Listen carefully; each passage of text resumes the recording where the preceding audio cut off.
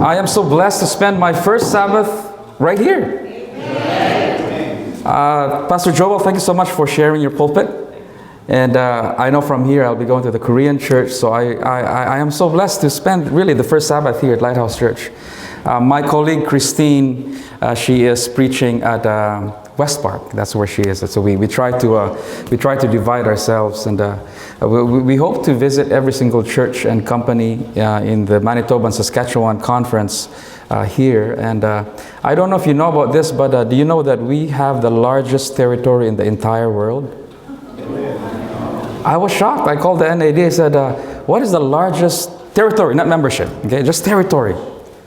I was like, wow, Mansas, because we got Nunavut, right? So we can claim it. So we have the largest. So it feels good to be part of the Mansas conference.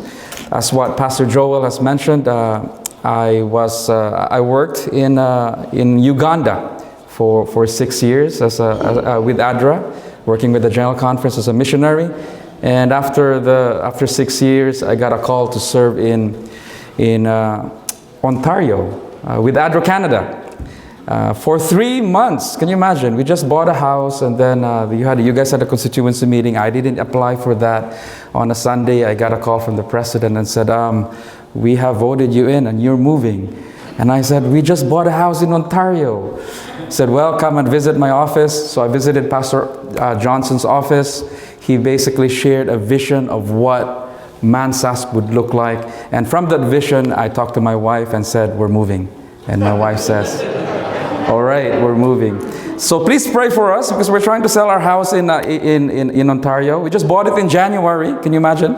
So now we have to put it in the market. We have to engage the lawyer, because they have these bylaws where you can't flip houses, you know. So I got a letter from the SDACC, our union president. I got a letter from Christine, who is our secretary treasurer. Bring that to the real estate board and said, "Hey, look, we're not flipping houses. We are actually being moved." And it was not our intention to move. We were called to move to Saskatoon. So they have accepted the letter, and now we're praying for the right buyer.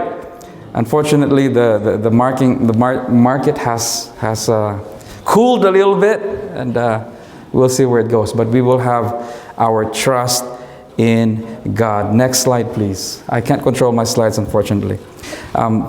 Next slide. So I thought I'd share a little bit about Uganda, because I just spent my 6 years right there. We moved in 2016, so that's my family.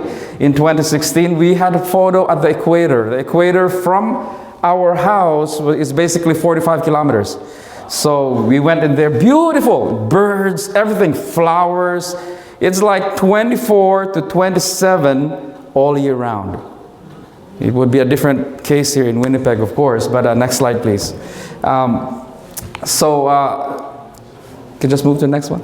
Here you go. So that's my family right now. My eldest child, her name is Jewel. She is a nursing student in Walla Walla University. And then that is my son, Onyx, and my daughter, Jaden. Onyx is in grade 9, Jaden is in grade 11. They are all in Washington at Auburn Adventist Academy. And the reason why we sent them in Auburn Adventist Academy, because when my contract with the General Conference in Uganda ended, we didn't know where to go. We applied in Sudan, we applied in Indonesia, we applied in Nepal, and then and Guam. But most of those were opening this year. But then we thought our visa was expired. Let's go back to Canada. So we thought that we'd give them a solid schooling place. You know, they've been homeschooled with the West Coast Adventist School in British Columbia Conference. We thought we'd give them something permanent, because we didn't know where to go. So that's where they are in Auburn Adventist Academy. Next slide. So Uganda has a lot of animals. One of them is a chameleon. And I went to Toronto, I went to a pet store, and I saw a chameleon being sold there for $80. Can you imagine? This is in my backyard. Lots of them. So my children were having so much fun with chameleons, like all types of chameleon. Next slide, please. And another thing that we really enjoyed is pathfinders. And in Uganda, we don't have seatbelt rules, right? So if you can look at this, and it's safe. Nobody's dying. So we have How many can you count in this? This is a CRV, by the way. This is a small vehicle that we have, right? So there are 1, 2, 3, 4, 5, 6, 7, 8, 9. My wife and myself. That's how much it is. This was going to church. We would pick up our Pathfinders to go to church, and it's so much enjoyable. Next slide. This is another one. And I was fascinated by this thing because I don't see this in Canada. I don't see this in British Columbia. This is a mass wedding. 1, 2, 3, 4, 5, 6, 7, 8 brides.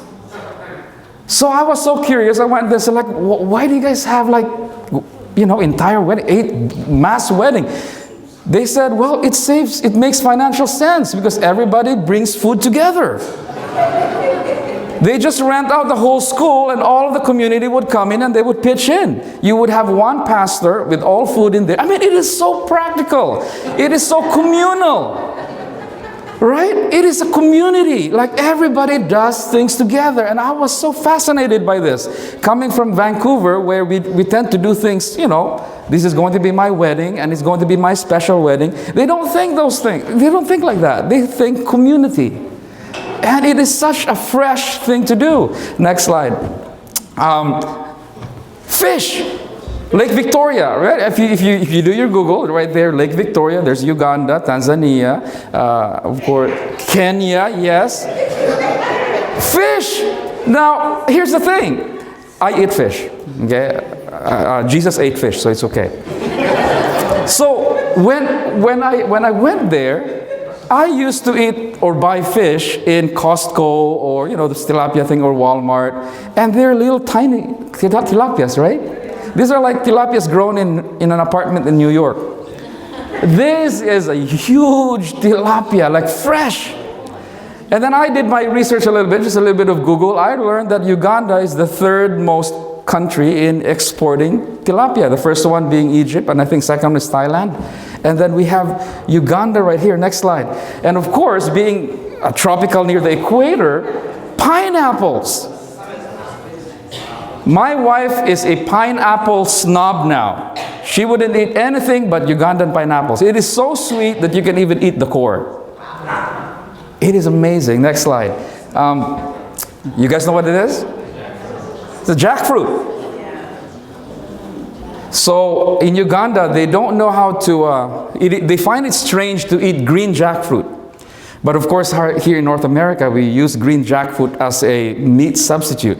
So we tried cooking this green jackfruit, and if you boil them right, and then you strip them, okay, put flour in it, and then fry them or bake them, it sounds like a pulled pork or pulled chicken or turkey. It's quite amazing. Next slide. This is just a scene of what I would see when I'm going to the refugee settlements. Just right there. You can drop in, buy 3, 4, 5 pineapples for $1. It is so cheap. Food is very cheap in Uganda, and it's amazing. Here's another photo. I thought I'd share you this one. Next slide. This is how they do transport. So I'm gonna count how many layers, eh? That's 1, 2, 3, 4, 5, 6, 7, 8 layers of sacks, and then you have somebody sitting on top. Nobody dies. Everything is safe. And they would be riding this thing for like 8 to 10 hours. This is like they're carrying charcoal all the way to Kampala, which is the capital. And I find it fascinating because it is safe, relatively safe, right? I'm not encouraging this in Canada, but here's on the next slide. Another thing that fascinated me is their motorcycles. This is their main mode of transport. We call them boda boda. Basically, the shortened word for border to border. That was their means of transportation to cross to Kenya, to cross to Sudan, to cross to Tanzania. They use the motorcycle, so they call it border to border, but then it became boda boda. So everybody calls it boda boda. So this boda boda right here is carrying lumber. The most unique thing I've ever seen a boda boda carry, next slide, is a coffin. You can see how creative people can be, right? A coffin. I don't know if there's somebody in the coffin, but I just thought, man, people are really, really creative, right? It's amazing. Next slide. This is just a typical road that I would experience when I go to the refugee settlements. But I'd like to show you a video. I hope this video works. Next slide. And just press on it and it'll automatically play. So this is in the borders of Sudan and Uganda. I hope it plays. But we got stuck in the it's near the Maasai lands between Kenya. Oh, there you go.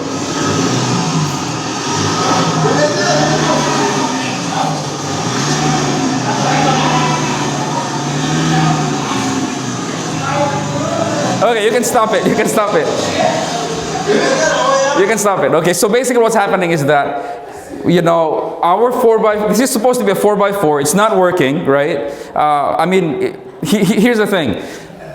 In Canada, when we're driving and then we see this engine lights go up, right? And we bring it to a mechanic, right? We don't do those things, at least in my office. We see some lights, we just cut the wires. So this is what happened. Our 4x4 was not working. We didn't do a good job in repairing it because our driver just cut the lights. So we got stuck in this thing. But the neat thing about this is that there are people waiting in this road. And all they do is wait for somebody to get stuck. That was their livelihoods. Very creative. That was the way they make money. And so here they are. They were helping ADRA. And they pulled us out, and of course we have to give them money because that was the thing. That was the only thing they did. Next slide. Part of my job is as country director for ADRA. I engage with government. So this is Uganda's equivalent of Justin Trudeau. This is the Prime Minister of Uganda. I was engaging him because we were trying to do a project in his hometown, so we have to get his permission. Next slide. This one is with the United Nations. I don't know if you've heard about the UN, working with the United Nations Refugee Council, with the World Food Program. Next slide. This is the Executive Director. Just go to the next slide. The Executive Director of United Nations World Food Program. He basically visited our site as ADRA. It was quite an amazing operation. We were serving more than 270,000 people. I'm going to repeat that. 270,000 people. Your church was feeding them. I don't know how big Winnipeg is, but 270,000 people is a lot of people. Next slide. So here is a photo of our operations. We would give them grains and beans and oil and sugar and salt, and they would come in and we would distribute it to them. Fascinating story. Next slide. This is a story. This is when Elder Ted Wilson visited Uganda. The one in the middle is our president, President Museveni. He's been there forever. They said that, as long as Jesus is not coming, he's going to be the president. And of course, I was glad to be part of that one. And the next slide, just like East Central Africa, there's a lot of animals. And of course, this is on the side of the road. Animals, just amazing.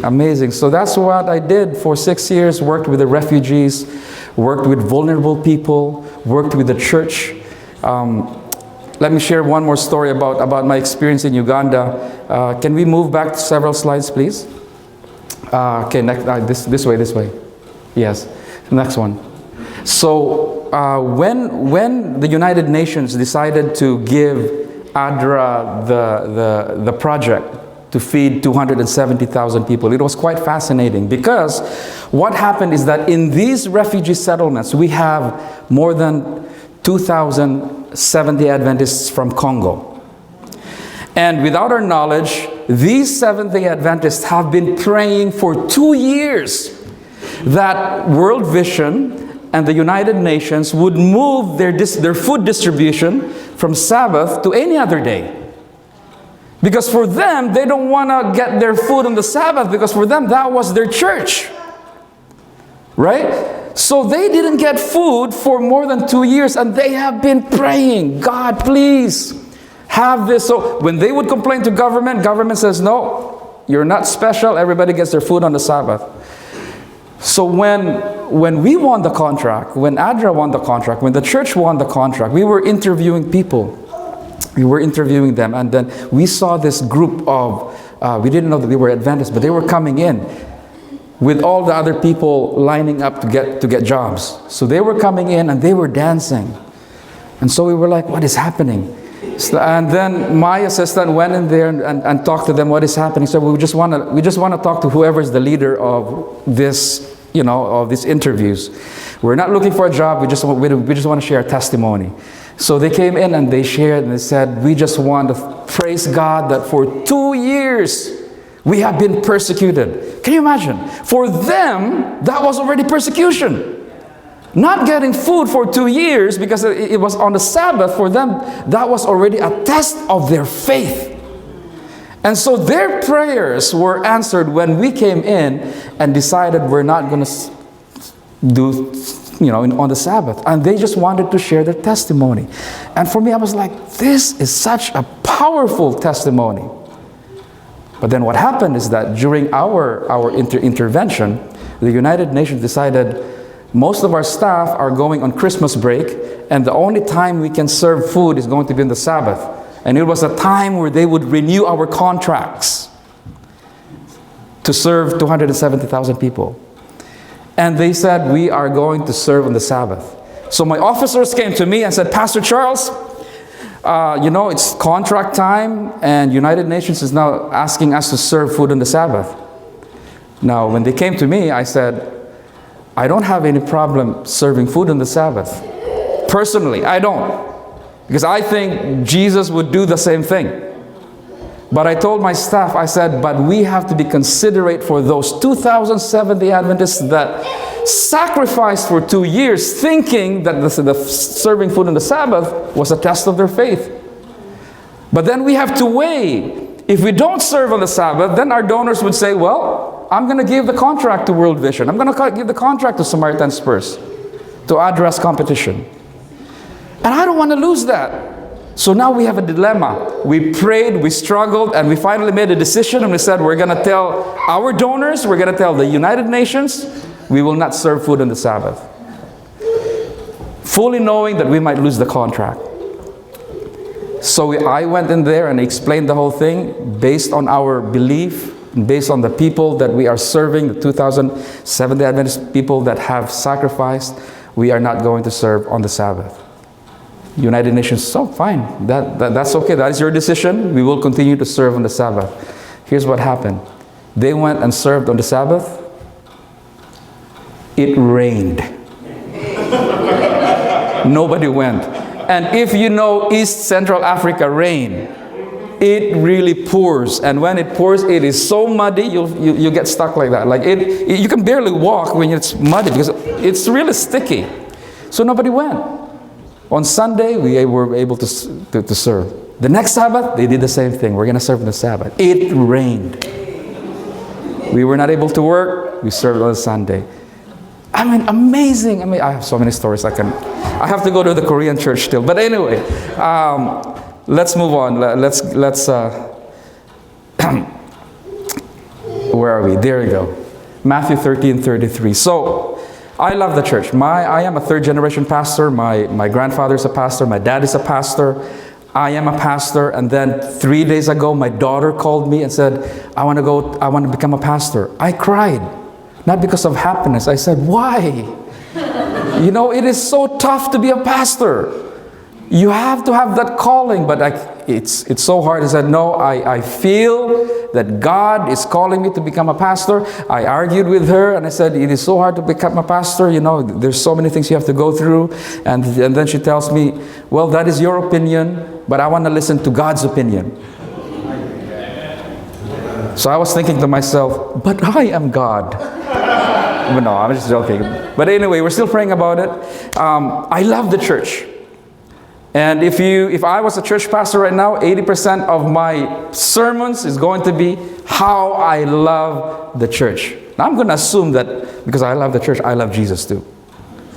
So I'm going to preach about the church today. How can the church live out her purpose? How can Lighthouse Hope Seventh-day Adventist Church, is that what it is? live out your purpose. What is your purpose? How can you live that out? So for the next few minutes or so, I would like to explore this question using fascinating stories in the Bible. However, before I go there, I am reading this book, Acts of the Apostles. Have you heard of that book? It's by Ellen White. I encourage every elder of the church to read that. And in the first section, and I'm going to paraphrase just for the sake of time, the author says, next slide, the church is God's appointed agency for the what? For the redemption of humanity. This is the opening statement of this book. Powerful stuff. Next slide. Then the author continues, the church was organized for what? For service, and its mission is to carry the gospel to the world. The church was organized for service. Then it says, the church will eventually be made clear, the final and full display of God, the love of God. Powerful. Next slide. The author continues, enfeebled, is the church perfect? No, it says right here, enfeebled and defective as the church may appear, the church is the YouTube, the TikTok, the Facebook, the Vimeo of the grace of what? If I need grace, where do I go? The church. Powerful statement, isn't it? We're not perfect. But if I need grace, I know where to go. And it says right there, in which God delights to show His power to transform hearts. I love that. Next slide. In society, he found nothing to which to compare the church. Not the Rotary Club, not the Lions Club, not government, nothing. Next slide. And the church is to uplift and add dignity to humanity. The members are to find their happiness in what? In the happiness of who? Of those they help. Next slide. And then the author ends with this beautiful paragraph by saying, from the beginning, God has intended for His church to be a blessing and to bring blessing to the world. Now, there are two powerful words that would pop out as I read this book, the first chapter of Acts of the Apostles. Next slide. One, the church is to be a blessing to this world. Second, the church is to redeem this world. Next slide. Now with these two words, I ask myself, how can Lighthouse Church be a blessing to Winnipeg? How can this church redeem Winnipeg? See, when we hear the word redeem as Adventist Christians, we automatically connect this word to a religious idea. However, the word redeem, this worldview of redeem did not start with Jesus, our Messiah. Next slide. In Exodus, God says, I will redeem you with a mighty arm. In Isaiah, next one, just keep going. It says, O Israel, do not fear, for I have redeemed you. Luke mentions, praise to the God of Israel, for He has come and redeemed His people. All of these three verses that you have seen were testified before Jesus was born. So this redeem word, this concept of redemption, is not a worldview created by Jesus. The worldview comes from the ancient Mesopotamian society. Next slide. For example, in Exodus 6 verse 6, where God says, I will redeem you with a mighty arm. The Hebrew word for that is goel. Everybody say goel. Goel. Excellent. So what does goel mean? What does redeem mean? Next slide. When I studied the word goel, this word redeem, from a cultural perspective, this word redeem is a patriarchal idea and the central framework of ancient Mesopotamian society. In ancient Mesopotamia, it was the father's job to gather all the money, all the livestock, all the goods and wealth and place them under his control and be the sole source of fulfilling the needs of the family. Next slide. If someone in the family needed a new jacket, they would go to the father, who would see to it that it was supplied to them. It's in Genesis 37. The father, who was the eldest of all the family, had the responsibility of providing housing for the entire family. In Genesis, you can read that. And all of his younger brothers, their wives, their children, all his unmarried sisters and all the children, great-grandchildren and great-great-grandchildren, all lived in his house. The next slide. So, the father had to make sure that there was enough room for all of his family to live in harmony. This house in Hebrew was called Beth Ab. Everybody say Beth Ab. Meaning the father's house. I want you to follow me because we're going to go really quick here. Next slide.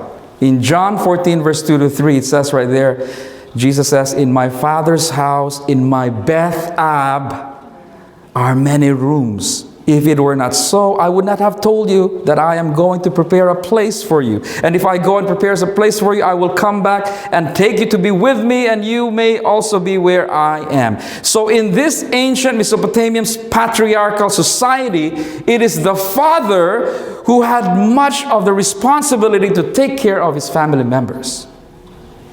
And in this patriarchal, and it is the patriarch's job to ransom a family member who had been driven to the margins of society by poverty or whatever that is. It is the patriarch's job to rescue a family member who had been seized by an enemy against whom that family member had no other defense. It is the patriarch's job to save a family member who found themselves enslaved by the consequences of living a faithless and sinful life. Next slide. Restoring, ransoming, rescuing, bringing you back to the Father's household is what the word redeem means. Restoring, ransoming, rescuing. That is the concept of the word redeem, goel. When Lot was kidnapped, Abraham raises an army and goes after him, right? Why? Because he loves Lot, probably. However, Abraham goes after Lot because he is responsible for bringing that last person back in his household, in his Beth Ab. So Abraham rescues Lot. Abraham redeems Lot from great danger. Next slide. Another example is the prophet Hosea. Here is a holy man, and God appears to prophet Hosea, and God says, go down to the house of the prostitutes. Pick one prostitute and marry that prostitute. Pastor Joel, can you imagine if God told us that? Pastor Charles, I will probably doubt if this is really God speaking to me. But this is what God says. Here is a woman, a prostitute, who is marginalized by society. And prophet Hosea takes that prostitute as his wife, and everyone in this community that knows that prophet is a holy man, right? The holy man just brought him a prostitute. Can you imagine the scandal in society that would take? The story says that this prostitute bears prophet Hosea 3 children. This prostitute is home in her father's house, in Beth Ab. This prostitute is redeemed. Is redeemed. Next slide. However, the Bible says that this redeemed woman, go ahead, click another one, goes back to the house of the prostitute. So God shows up to Hosea again and says to the prophet, your wife is back in her old ways as a prostitute, and she is up for sale. So by the laws of an ancient culture, this woman should have been stoned to death. However, God says to prophet Hosea to go and not only take this prostitute back to his household, to his Beth-ab, but to buy her back. To buy his wife back. According to the law, prophet Hosea was allowed to punish Gomer, his wife, harshly. But instead, prophet Hosea is standing in front of his community bidding for his wife. One guy would say $50. Hosea would say $100. $250. Hosea would say $500. Imagine, just imagine what that scene would look like. A holy man bidding back his wife. Why? Why? Goel. To redeem her. To pay her debt and bring her back and restore this prostitute to his house, to his Beth-ab. This is what God is up to redeem his family. Now we're going to ask, what does this mean to us in our current context? What does it mean to us as a church? As a church, how can we rescue, how can we redeem our members who are struggling? I don't know what they are struggling with. Addictions, depression, mental health. Maybe they don't have a job. I don't know. What are your members struggling here? The church is called to redeem our members. Bring them back. Members with extreme stress because of the loss of livelihood and financial income. How can the church redeem her family members? I went to Salt Lake City. Anybody here in Salt Lake City? Excellent. Salt Lake City has a general conference of the Mormon church, right? Very similar to ours. So I went in there to learn about how they do community service. I find it so fascinating that every Mormon would have to fast one day a month. And when they fast, they would calculate how much each plate of food would be. So let's say if there's a family of 5, they would say each meal would be $10 for the whole day. And they would fast for one day, and then they would give $50 to the church every single month.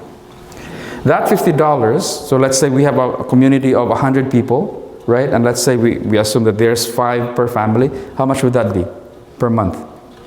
There's 100 people, 5 in a family, that's $50. So $50 times 100. How many? How much? How much? 5,000? All right, so they would have a 5,000 every single month dedicated to their members. Okay? So you times that by 12 months, that is how much they will have. And that fund that they have basically is to take care of members when they are struggling. When somebody gets fired, they don't go up to the church and say, oh, we are going to fundraise. No, it was already there. The funds are already there. They give it. Boom. Systematic. It's an amazing format that they have. As a church, I think it is easier for us to look for our members. It would be easier for the church to reach out and care for people that the church knows. You know, sister here is struggling, brother here is struggling. I think it is easier for us to take care of our own. After all, these are our church family members, right? And I would like to think that most patriarchs would have no problem redeeming family. Would have no problem getting a sister here, a brother there. But what about when it is some total stranger? Somebody that is not part of our church community. Somebody that is not part of the Lighthouse Seventh-day Adventist Church. Someone that the church doesn't even know. Would the church care? Next slide. Look around you right now. According to this website, this is C2D2. I just tried a Google thing and looked at, the societal issues that we face in Canada. These are just some of it. You have mental health, gambling addiction, violence against women, prostitution, racial discrimination. This is in Canada. This is not in Uganda, right? Most of the time, we only looked out for the people we love and care about and the church family we are part of. But what about when it's some total stranger? Would the church even care? A story is told, next slide, a story is told of Abraham in Genesis 18. He is sitting on a tent during the hottest part of the day, and he sees 3 strangers coming across the field in the distance. 3 strangers. Keep that in mind. These 3 men that Abraham has never seen or will never see again. But what does Abraham do? This old man, he was sitting, he gets up and he starts running towards them. Jogging. Abraham runs. Now here's the thing. According to scholars that have studied ancient Mesopotamian culture, patriarchs, old men, they do not run. They don't run. So, if you ever get to Jerusalem, I was in Jerusalem in 2012 with my wife. I encourage you to go visit it. When you get a chance to visit Israel or some parts of the Middle East, respectable men in their long robes, they do not run. They walk. Scholars have said that in the ancient Mesopotamian culture, it is shameful for patriarchs to run. Old men don't run. It is undignified and it is shameful for them to run. In fact, in the Bible, there are only 3 records of patriarchs that run. Abraham, Esau when he met Jacob, and then the father in the parable of Jesus Christ. So what does this tell us? What does this tell us? It tells us that Abraham will shame himself to welcome 3 strangers. The story even goes on to say that Abraham bowed down to them and called the strangers, "My Lord." "My Lord, let me wash your feet." Then he says, "Let me prepare something to eat." Actually, the story says Abraham ran to where his sheep and the goats were, which I find so interesting because in the previous chapter, if you read the previous chapter, what happened to Abraham? He was circumcised. No wonder he was sitting in the tent.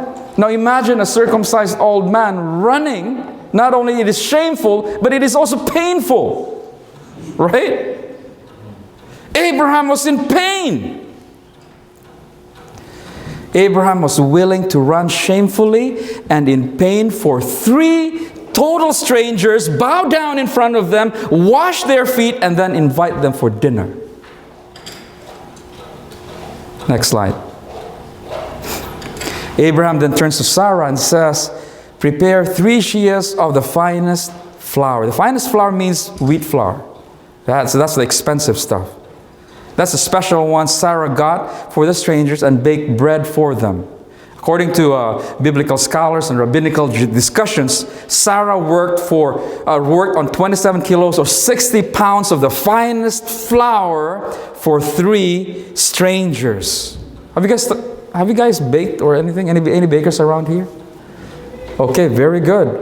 I tried baking during the pandemic, during the lockdown, and I burned stuff. I don't have that skill. I have a lot of my friends were also baking, but I've never seen anybody, bake 60 pounds of bread. I've never seen it. That is a lot of bread for 3 strangers that Sarah and Abraham will never see again.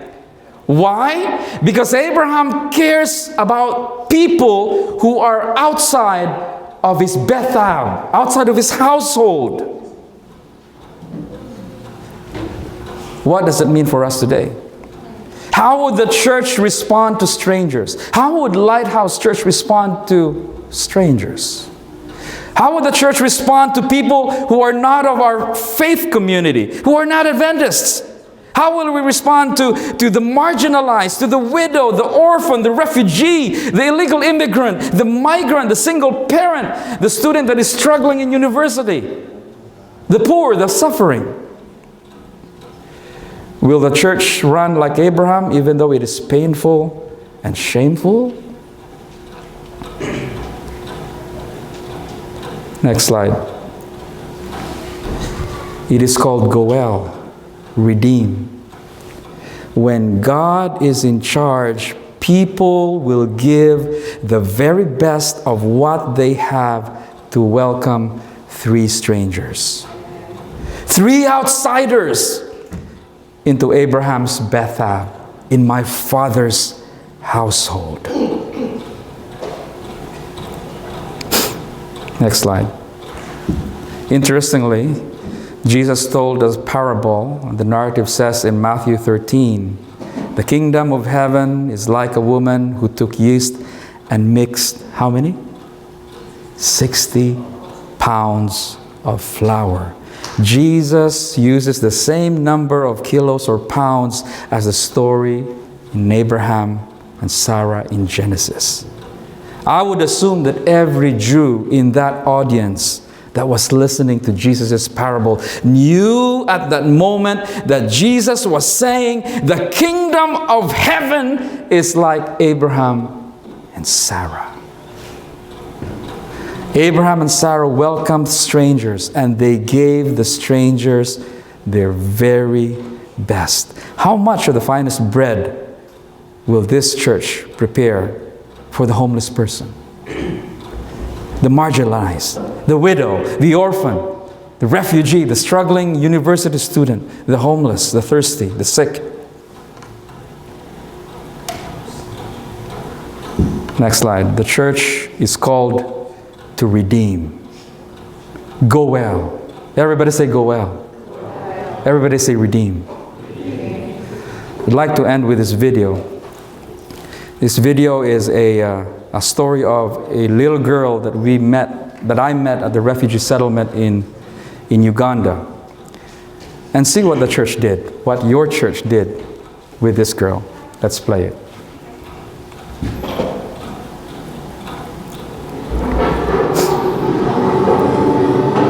When I finish my studies, I want to be a lawyer that fights for women's rights. Growing up in Congo, I have seen and experienced how women were mistreated and raped. I fled Congo back in 2015 with my family. The rebels slaughtered our cows, burned our houses and clothes. I saw the rebels kill my grandfather and cousins. We were running for our lives day and night. Sometimes we sleep in the bushes and hide in the caves during the day until we reached Uganda. Uganda is a real blessing. The government gave us a small plot of land so we can start a new life. However, the services in the refugee settlement were very challenging. We used to only have one meal a day. United Nations World Food Program gave us corn, flour, and beans. Clean water was also challenging. We couldn't afford a school fees, so we missed school a lot. My parents would sometimes sell the food ration received from one food program. This food is supposed to be for our monthly ration, but my parents would sell the food just so they can pay the school fees. Sometimes my parents and brothers and sisters won't have food for days, just so I can go to school. I would also miss school days during my menstruation period since I didn't have access to sanitary pads. Also, in school, there was discrimination. I was discriminated and made fun of because I struggled with the English language, just like the rest of Congolese refugees who spoke most French. At times, I get so discouraged learning English. I thought of just leaving school and getting married. But my parents encouraged me to work harder and complete my school work. These are just some of the challenges I faced in achieving my dream to become a lawyer someday. When Adra came to our school, I felt so good that my dream might be coming sooner than later. Adra built our school a dormitory. Adra also helped the school by starting gardening and agriculture. Adra also provided French and English teachers who helped us in integration from French speaking to English speaking. Adra, together with AfriPads, also provided us with reusable sanitary pads. Now we will not miss school because of our monthly period. One day when I become a lawyer, I would like to go back to Congo to make Congo a better place to live. No more.